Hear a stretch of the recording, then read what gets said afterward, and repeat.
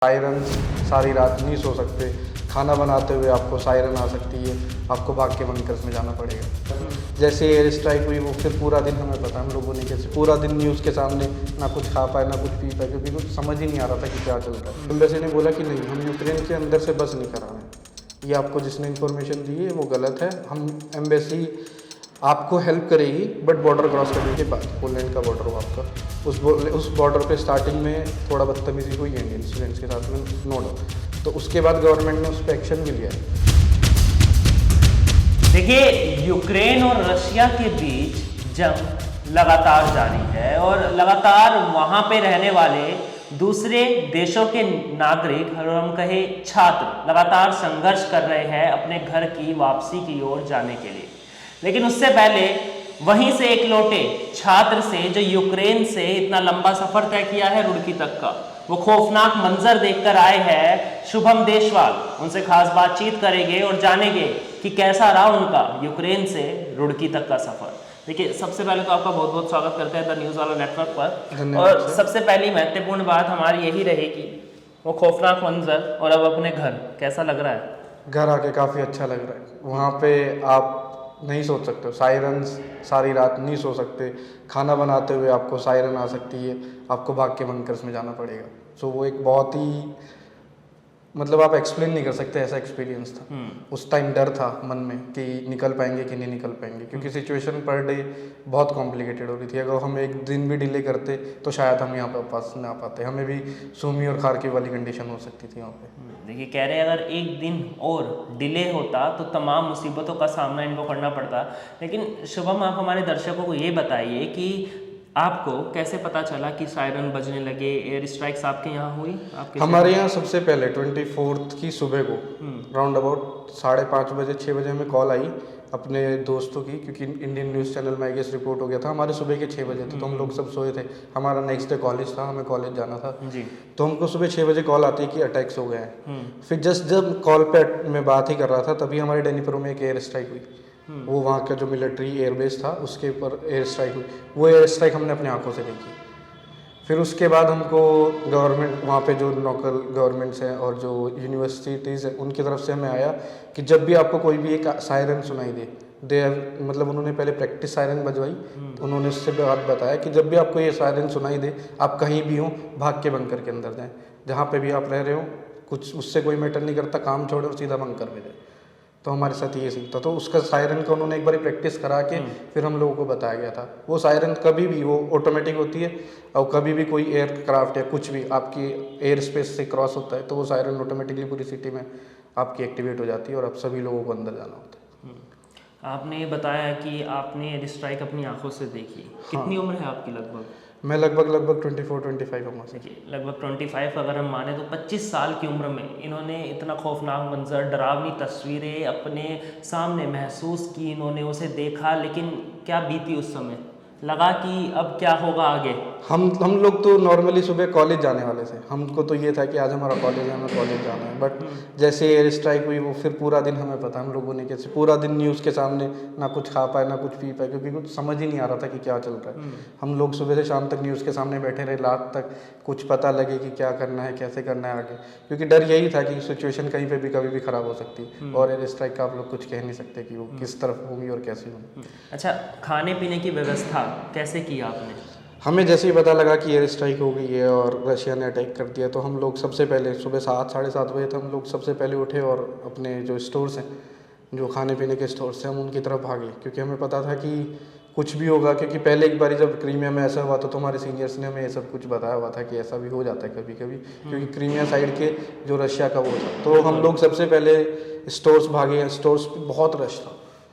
आप लगभग हमें बिलिंग कराने के लिए कम से कम 2 घंटे की लाइन में खड़ा होना पड़ा। फिर हमने सोचा कि कुछ कैश निकाल रहे, क्योंकि बैंक्स का नहीं पता लग सकता।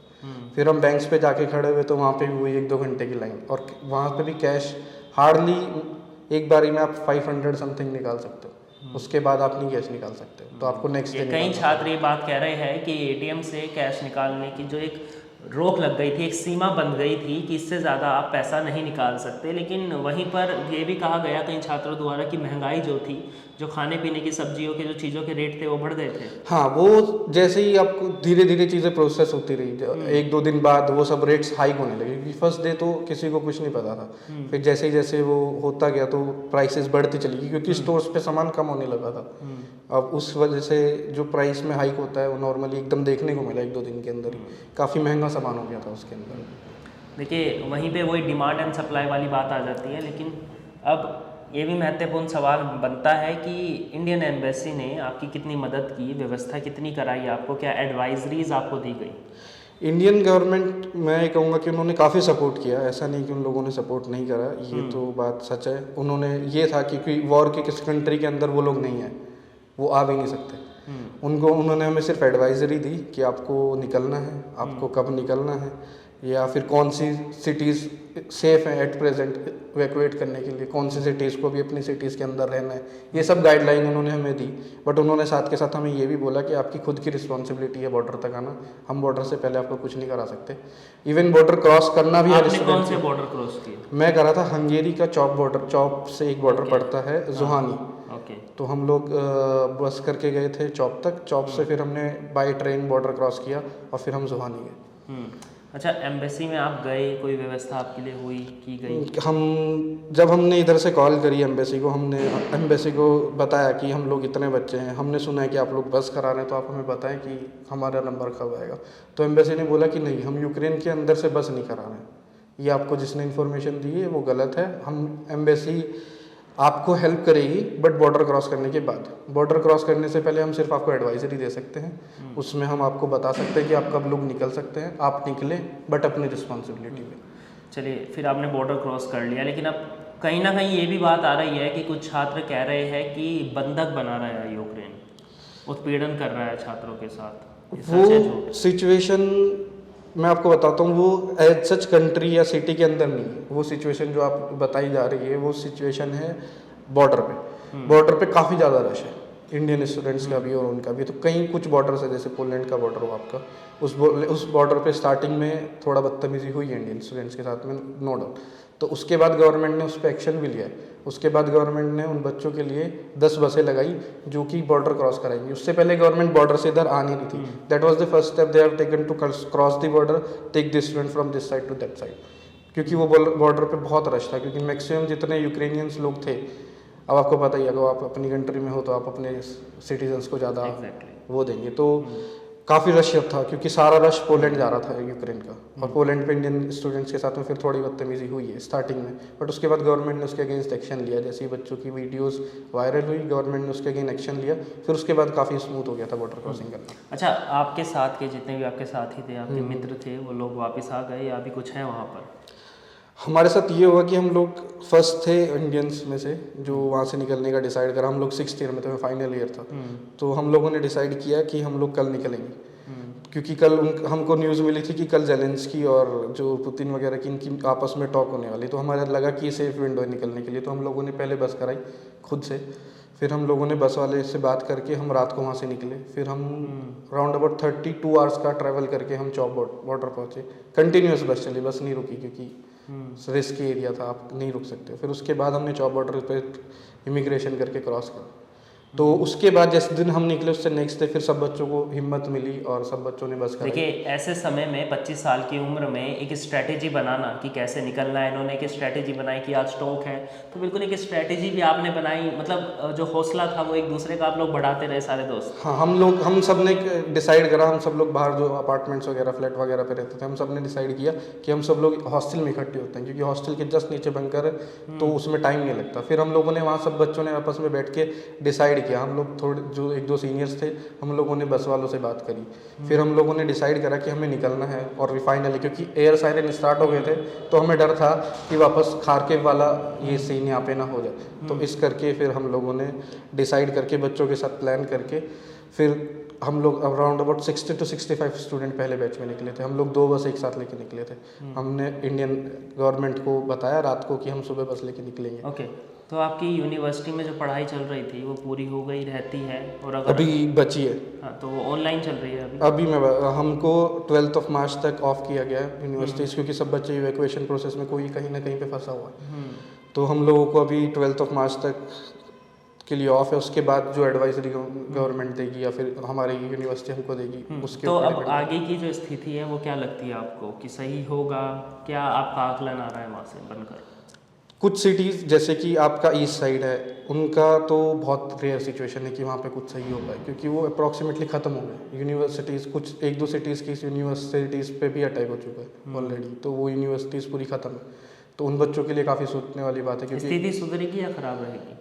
यूक्रेन मेरे को नहीं लगता कि इस साइड कुछ सुधर पाएगा, क्योंकि वो ऑलरेडी बहुत ज़्यादा बिगड़ चुका है। वेस्ट साइड बहुत सही है। वेस्ट साइड में काफ़ी यूनिवर्सिटीज़ ऐसी हैं जो मेरे को अभी रिसेंटली मेरे दोस्त हैं वेस्ट साइड वाले, उनसे मेरी बात हुई तो उनका 13th से ऑनलाइन क्लासेस स्टार्ट हो जाएंगी। 13 मार्च से। हमारी यूनिवर्सिटी का भी पेंडिंग, क्योंकि वो वॉर जोन में, हम लोग ईस्ट साइड में थे। जो वेस्ट साइड वाले हैं उनकी यूनिवर्सिटी ऑनलाइन हो जाएगी, जो ईस्ट साइड है उनका भी कुछ आया नहीं। अगर सिचुएशन सही होती है तो वापस जाने के कोई प्लान्स वगैरह है दोबारा? मेरा अगर जो होता है, क्योंकि मेरा हार्डली एक मंथ बचा हुआ है, अगर जो यूनिवर्सिटी ऑनलाइन भी हुई तो मोस्ट प्रोबेबली मेरी कोर्स यहीं पे कंप्लीट हो जाएगा। अगर ऑनलाइन होती है तो वो भी अभी क्लियर नहीं है। अगर मेरे को जाना पड़ा तो मेरे को सिर्फ एक एग्ज़ाम देने जाना पड़ेगा। बाकी ईयर्स के हैं, क्योंकि सबने बहुत ईयर इन्वेस्ट करें। हम लोग 6th ईयर में थे, मेरा 1 महीने बाद कोर्स कंप्लीट था, मेरे को 1 महीने बाद डिग्री मिल गई थी। वहीं पे जो मेरे दोस्त थे बाकी 5th ईयर 4th ईयर, उनके लिए थोड़ा सोचने वाली बात है, क्योंकि अभी इस वॉर जोन के बाद में आई डोंट नो कि कितने पेरेंट्स अपने बच्चों को वापस भेज पाएंगे। जो सिचुएशन से हम लोग निकल के आए हैं उसके बाद आई डोंट थिंक कि ये बहुत मुश्किल होने वाला है। चलिए, अब पूरे तरीके से शुभम देशवाल अपने देश में है, अपने वतन में है और खुश है, और हमें भी खुश नज़र आ रहा है। और सारी बातें इन्होंने बताई कि, लेकिन इन्होंने ये भी कहा कि अब स्थिति सामान्य नहीं होने वाली है। अभी कुछ दिन ईस्ट में नहीं सामान्य होगी, क्योंकि जब तक वॉर चला है तब तक तो सामान्य का मतलब ही नहीं है, और वॉर कितने दिन चलेगा ये कोई कह नहीं सकता। ये तमाम बातों पर हमने चर्चाएं की। अब जितने भी छात्र अभी भी वहाँ पर है, जितने भी अभी यूक्रेन में फंसे हुए हैं, भारत सरकार उन्हें निकालने की तमाम कोशिश कर रही है, और जल्द से जल्द हमारे छात्र अपने वतन में वापसी कर सकेंगे, अपने घर वापस लौट सकेंगे। आपका बहुत बहुत धन्यवाद हमारे साथ जुड़ने के लिए। देखते रहिए द न्यूज़ वाला नेटवर्क।